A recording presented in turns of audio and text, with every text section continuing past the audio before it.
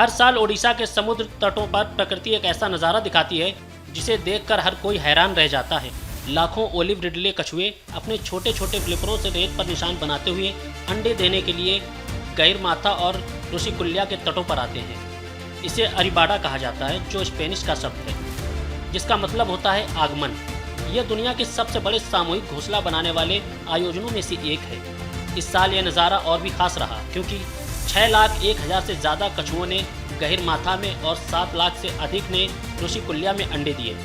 लेकिन इस खूबसूरत कहानी के साथ जलवायु परिवर्तन की चुनौतियां भी जुड़ रही हैं। बता दें कि गहिरमाथा तट भुवनेश्वर से 170 किलोमीटर दूर है, जो कि हर साल फरवरी के महीने में एक जीवंत मंच बन जाता है। जैसे ही रात का अंधेरा गहराता है, हजारों मादा ओलिव रिडले कछुए समुद्र की लहरों को चीरते हुए किनारे पर आती हैं। अपने फ्लिपरों से रेत को कुरचते हुए वे अंडे देने के लिए सही जगह की तलाश करती हैं। हर कछुआ 100 से 120 अंडे देता है और उन्हें रेत में दबाकर वापस समुद्र की ओर लौट जाता है। यह नज़ारा इतना मनमोहक होता है कि इसे देखकर समय थोड़ी देर के लिए ठहर सा जाता है। इस साल गहिरमाथा में 6.1 लाख कछुओं ने अंडे दिए, जो पिछले साल के 3.5 लाख से कहीं ज़्यादा है। रिपोर्ट की माने तो ऋषिकुल्या में भी 7 लाख कछुए आए और खास बात यह है कि 2 लाख कछुए 8 साल बाद दोबारा अंडे देने लौटे। ओलिव रिडले कछुओं की कहानी सिर्फ प्रकृति से ही नहीं जुड़ी है, बल्कि इंसानी जज्बे की भी है। साल 1999 से 2003 के बीच हर साल हजारों कछुए मछली पकड़ने के जाल में फंसकर मर जाते थे। सुप्रीम कोर्ट के दखल के बाद 2004 में ओडिशा सरकार ने संरक्षण की दिशा में कदम उठाया। मछली पकड़ने पर रोक, बीच की सफाई, लाइट प्रदूषण कम करना और अंडों को जंगली जानवरों से बचाना जैसे कई प्रयास किए। स्थानीय समुदाय के लोग भी इस मुहिम में शामिल हुए।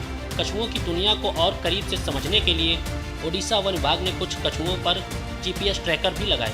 इनसे पता चला कि ये कछुए अंडे देने के लिए श्रीलंका के तटों तक हजारों किलोमीटर की यात्रा करते हैं। लेकिन इस खूबसूरत कहानी में एक चिंता भी छिपी है। दरअसल जलवायु परिवर्तन के कारण रेत का तापमान बढ़ रहा है। इससे मादा कछुओं की संख्या में इजाफा हो रहा है। इंडियन इंस्टीट्यूट ऑफ साइंस के शोध की माने तो 31 डिग्री सेल्सियस से ज़्यादा तापमान पर मादा बच्चे अधिक पैदा होते हैं। 2022 में ऋषिकुल्या में 97% बच्चे मादा थे। कछुआ एक्सपर्ट की माने तो यह प्रकृति का नाजुक चक्र है।